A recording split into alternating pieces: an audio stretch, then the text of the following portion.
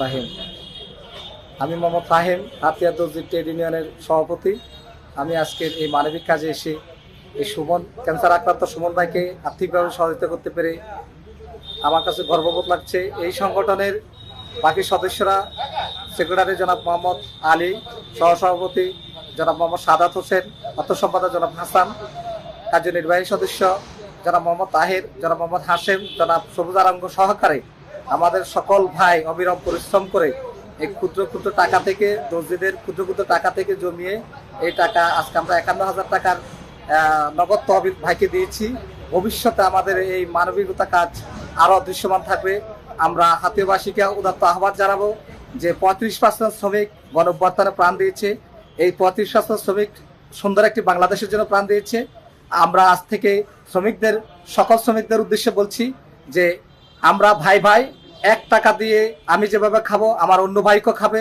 এই স্লোগান যদি সমাজের সকল জায়গায় ছড়িয়ে পড়ে তাহলে কোনো ভাই বিনা চিকিৎসা মরবে না, কোনো ভাই খাদ্যের অভাবে কষ্ট করবে না, কোনো ভাই শিক্ষার অভাবে শিক্ষাঙ্গন ছেড়ে দিবে না। সুতরাং আমরা সবাইকে নিয়ে আগামীতে সমৃদ্ধ একটি হাতিয়া দেখতে চাই এবং আমাদের হাতিয়া শ্রমিক ট্রেড ইউনিয়নের কাজ অব্যাহত থাকবে। মানবিকভাবে আমরা সুন্দর একটি হাতিয়া দেখতে চাই। আমরা হাতিয়া দর্জি পরিবার সংঘবদ্ধভাবে সকল সামাজিক কাজে অংশগ্রহণ করতে চাই।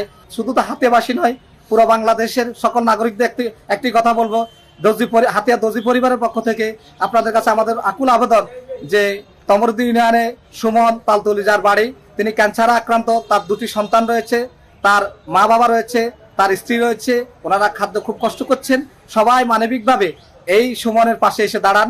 আমরা আপনাদের সবাই সুস্বাস্থ্য এবং দীর্ঘ হায়াত কামনা করছি। আল্লাহ রব্বুল আলামিন যাতে সুমন ভাইকে স্বাভাবিক গতিতে ফিরিয়ে এনে দিয়ে আমাদের মাঝে ফিরিয়ে দেয়। এবং আজকের সবচেয়ে বড় বিষয় হচ্ছে যে এই চিকিৎসার আমরা আর্থিক ভাবে যে টাকাটা দিয়েছি, এটা দিয়ে মোটামুটি সুমন ভাইকে আমরা উপজেলা হাসপাতাল সামনে থেকে বিদায় দিয়েছি। বাকিটা বাংলাদেশ জামাত ইসলামের এমপি প্রার্থী শাহ অ্যাডভোকেট মাহফুজুল হক ওনার চিকিৎসার দায়িত্ব নিয়েছেন। উনি এখন ঢাকার উদ্দেশ্যে রওনা হচ্ছেন। তো ভাইয়ের পুরোপুরি চিকিৎসায় ভাই ফিরে আসুক। গণমাধ্যমের কর্মীদেরকে আমরা অসংখ্য ধন্যবাদ জানাচ্ছি যে আপনারা ভোরবেলা এসে আমাদেরকে যেভাবে সহযোগিতা করেছেন, আসলে আপনাদের কৃতিত্ব অবদান পুরো বাংলাদেশে রয়েছে। Report Hanifuddin Sakib, NNTV, Noakhali.